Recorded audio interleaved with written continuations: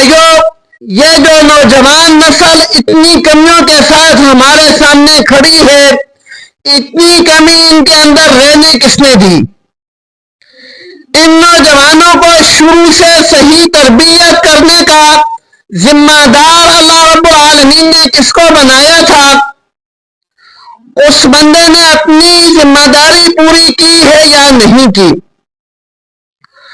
اسی معاشرے کے اندر آپ دیکھیں، آپ کو ایسے نوجوان ضرور ملیں گے کہ جو نماز کے پابند ہوں گے، چھوٹے بڑے کی ادب تمیز رکھتے والے ہوں گے، وہ بھی اسی معاشرے کے رکن ہیں۔ اور آپ کو وہ نوجوان بھی ملیں گے جو صرف عید کے دن نماز کو آتے ہیں، اور جب راستے میں ان کو کوئی دیکھتا ہے تو سائڈ پہ ہو جاتا ہے کہ یہ گندا آدمی ہے، گزر جائے تو میں بعد میں گزروں۔ تو وہ جو آدمی گندا بڑا ہوا ہے، اس کی ذمہ داری کس پر ہے؟ اس کا ذمہ دار کون ہے؟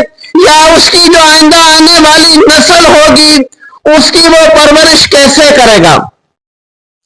یہ ساری کمیاں اگرچہ نوجوانوں میں پائی جاتی ہیں، اور نوجوان کسی بھی معاشرے کے اندر ریڑھ کی ہڈی کی حیثیت رکھتے ہیں، لیکن میرے بھائیوں، اگر ہم گہرائی سے دیکھیں تو یہ کمیاں ہمارے معاشرے میں پائی جاتی ہیں۔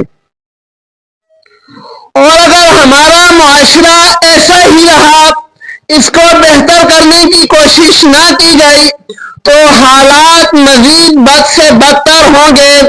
جیسے آج سے کچھ سال پہلے ہمارے اس علاقے میں چوری کا رواج نہیں تھا، آج کوئی چیز محفوظ نہیں ہے۔ اگر ہم نے معاشرے کو سدھارنے کی کوشش نہ کی، اپنے نوجوان کو سدھارنے کی کوشش نہ کی، تو ہمارا جیسے آج مال و دولت محفوظ نہیں ہے، کل ہماری عزت اور گھر بھی محفوظ نہیں رہیں گے۔ اس لیے اپنے آپ کو بھی، اپنے بچوں کو بھی سدھارنے کی ذمہ داری ہماری ہے۔ اللہ رب العالمین قرآن مجید میں فرماتے ہیں، یا ایھا الذین آمنوا علیکم انفسکم، اے ایمان والو، تمہارے ذمہ تمہاری خود کی ذمہ داری ہے۔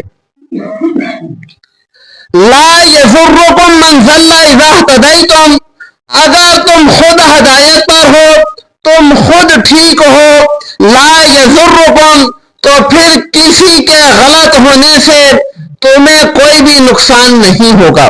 یہ قرآن کا فیصلہ ہے۔